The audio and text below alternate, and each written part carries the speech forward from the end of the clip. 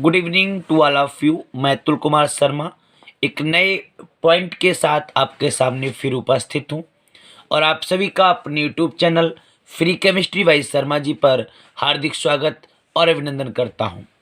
ऐसे सभी स्टूडेंट्स जिन्होंने अभी तक मेरे चैनल को सब्सक्राइब नहीं किया है, सबसे पहले मेरे चैनल को सब्सक्राइब कर लें, साथ ही साथ बेल आइकन को प्रेस करना ना भूलें ताकि मेरे द्वारा अपलोड की जाने वाली वीडियोज़ की नोटिफिकेशन आप सभी के लिए सबसे पहले प्राप्त हो सके। स्टूडेंट्स, इस समय हम लोग अल्कोहल को पढ़ेंगे और अल्कोहल क्लास 12th के लिए ही नहीं बल्कि नीट, आईआईटी एंड जेई की मेन एग्ज़ाम्स के लिए बहुत इम्पॉर्टेंट है।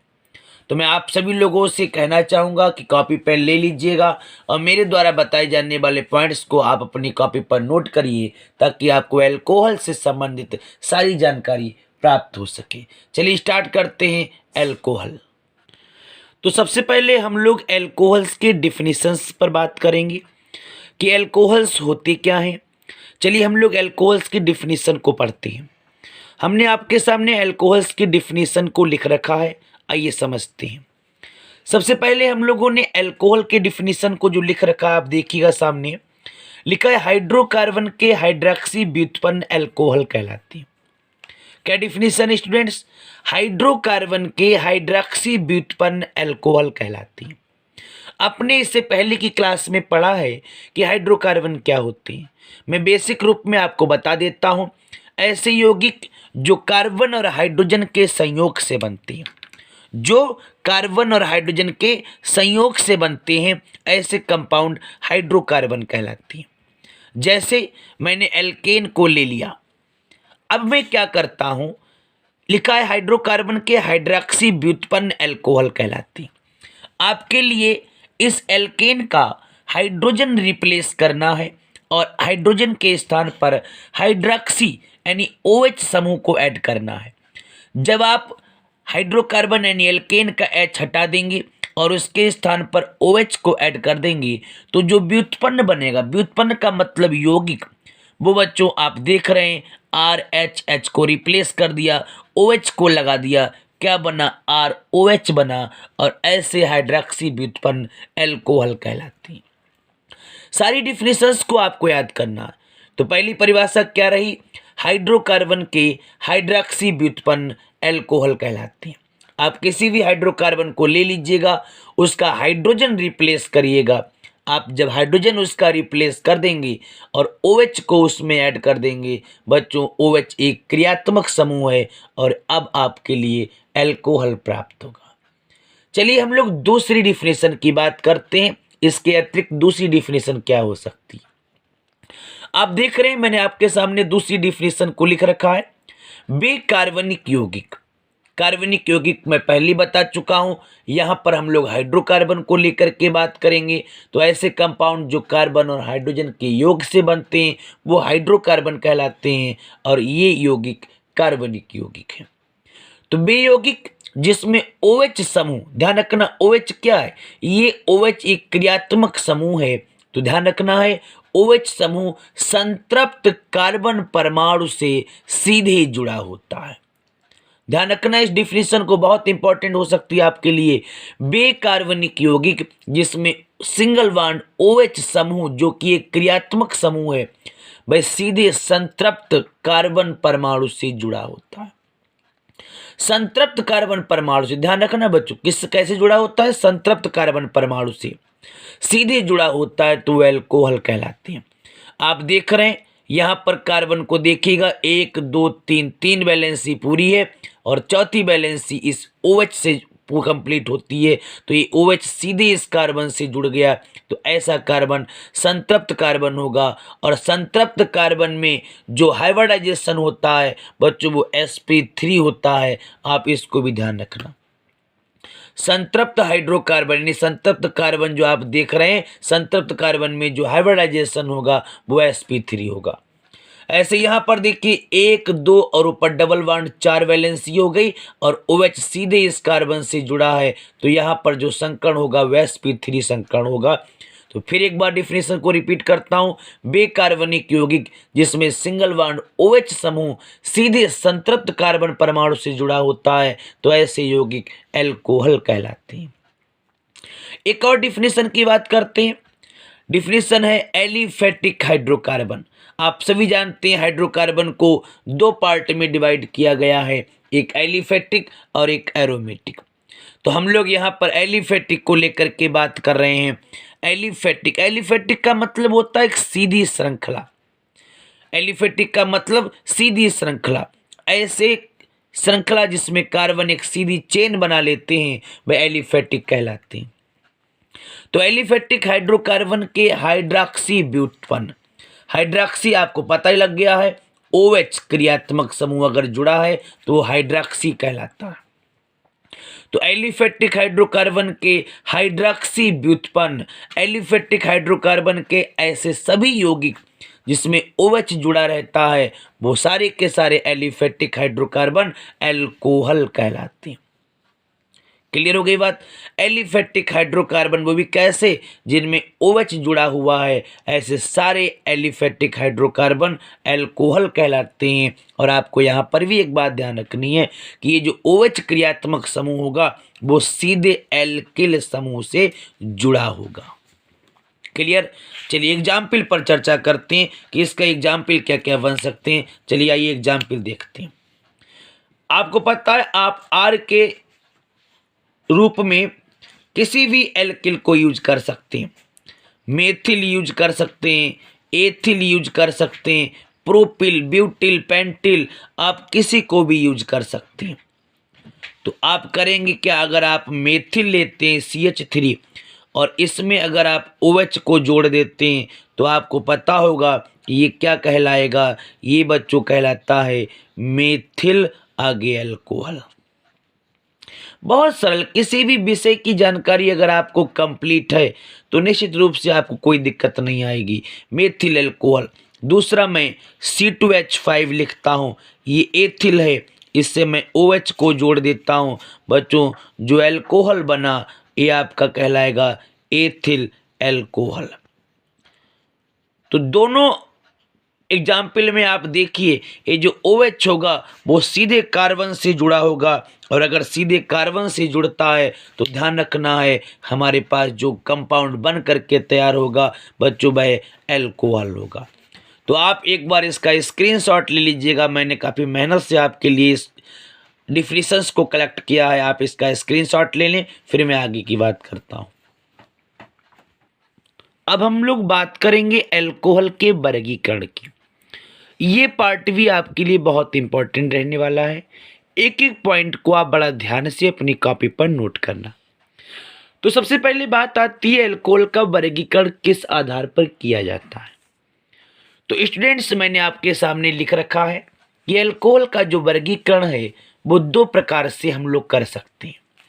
सबसे पहला, जो अल्कोहल में जो OH क्रियात्मक समूह होता है उसकी संख्या के आधार पर आप अल्कोहल को बांट सकते हैं।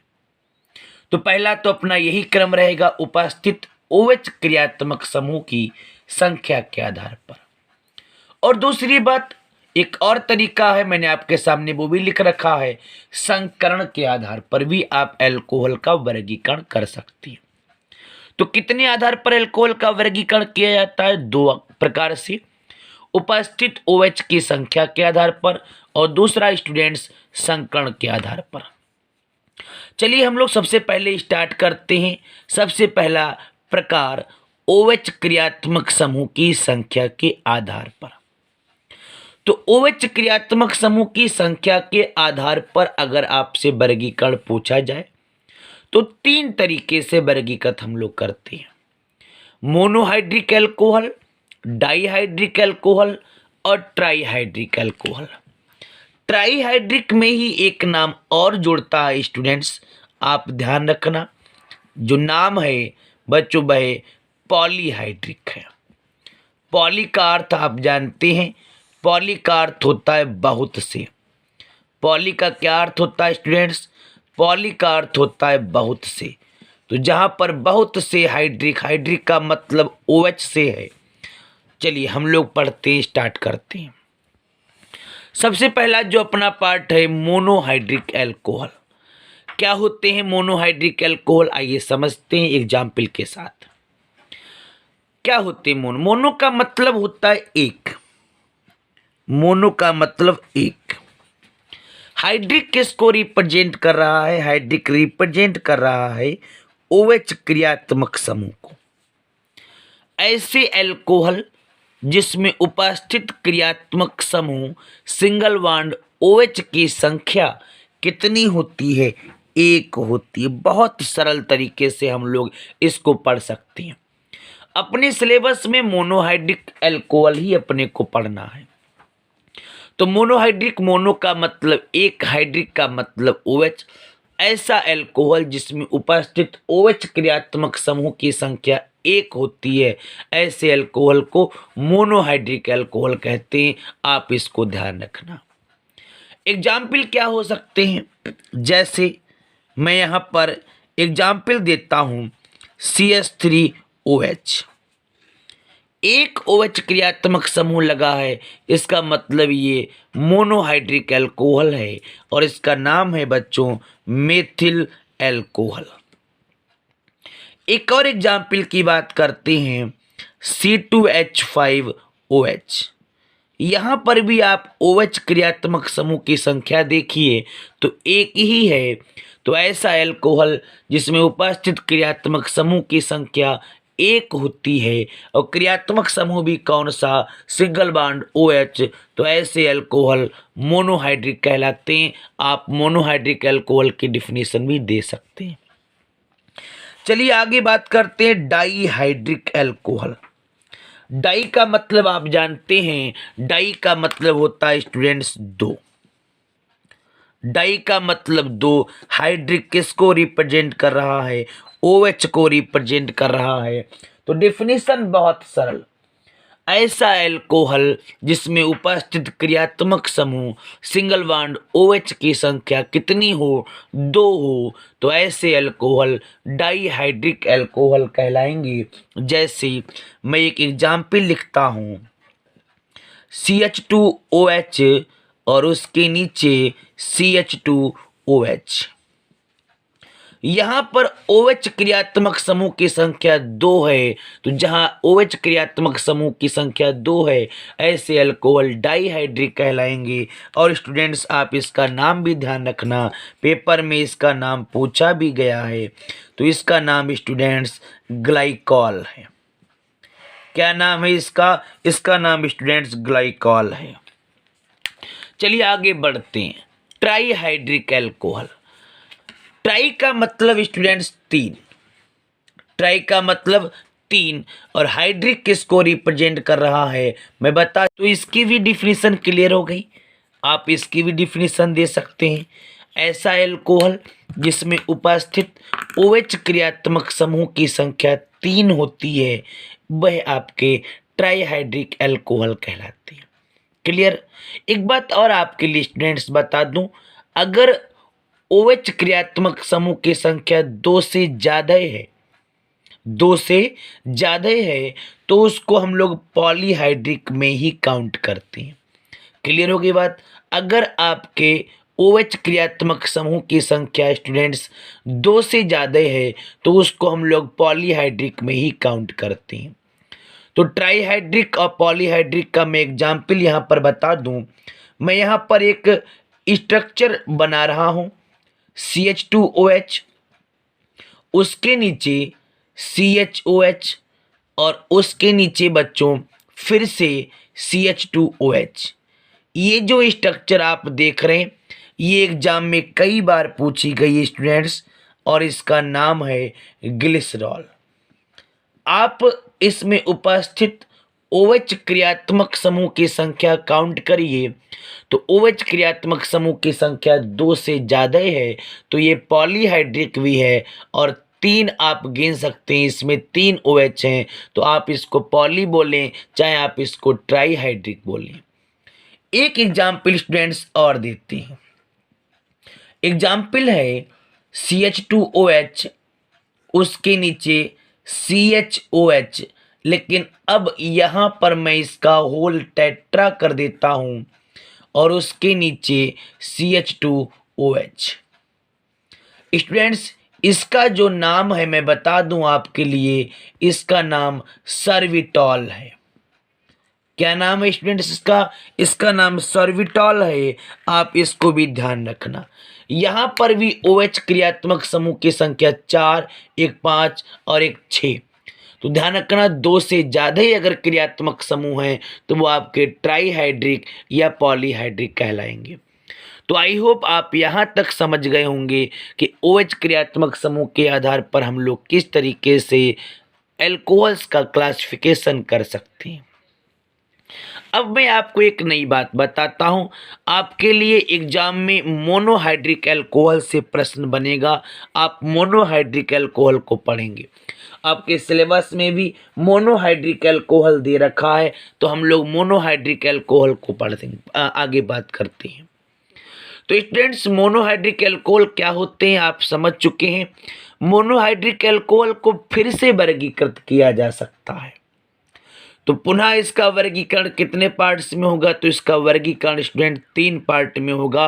प्राथमिक अल्कोहल, दूसरा द्वितीयक अल्कोहल और तीसरा स्टूडेंट्स तृतीयक अल्कोहल। क्लियर? बात आती है ये प्राथमिक अल्कोहल है क्या? तो मैं आपको एक सीधे शब्दों में डिफिनीशन बता दूं। ऐसे अल्कोहल जिसमें OH क्रियात्मक समूह किससे जुड़े हों, तो ध्यान रखना मैं यहाँ पर लिखे देता हूँ, प्राथमिक कार्बन से। अगर OH क्रियात्मक समूह प्राथमिक कार्बन से जुड़ता है तो ऐसे अल्कोहल प्राथमिक अल्कोहल कहलाते हैं, जो मोनोहाइड्रिक अल्कोहल की एक सीरीज है। तो प्राथमिक अल्कोहल क्लियर हो जाएगा। ऐसे अल्कोहल जिसमें OH क्रियात्मक समूह प्राथमिक कार्बन से जुड़े होते हैं, तो ऐसा अल्कोहल आपका प्राथमिक अल्कोहल कहलाता है। अब बात आती है प्राथमिक अल्कोहल क्या है। चलिए हम यहीं पर समझ लेते हैं। स्टूडेंट्स, ऐसा कार्बन जो किसी अन्य कार्बन की चेन से जुड़ा हो, ऐसा कार्बन जो किसी अन्य एक कार्बन की चेन से जुड़ा होता है, तो ऐसा कार्बन आपका, ध्यान रखना स्टूडेंट्स, प्राथमिक कार्बन कहलाता है। क्या कहलाता है? प्राथमिक कार्बन कहलाता है। आप एक बात बहुत ध्यान से नोट कर लेना। प्राथमिक अल्कोहल को हम लोग इस तरीके से भी फर्स्ट डिग्री से भी शो कर सकते हैं। तो प्राथमिक अल्कोहल क्या होते हैं? ऐसे अल्कोहल जिसमें उपस्थित OH क्रियात्मक समूह प्राथमिक कार्बन से जुड़ता है।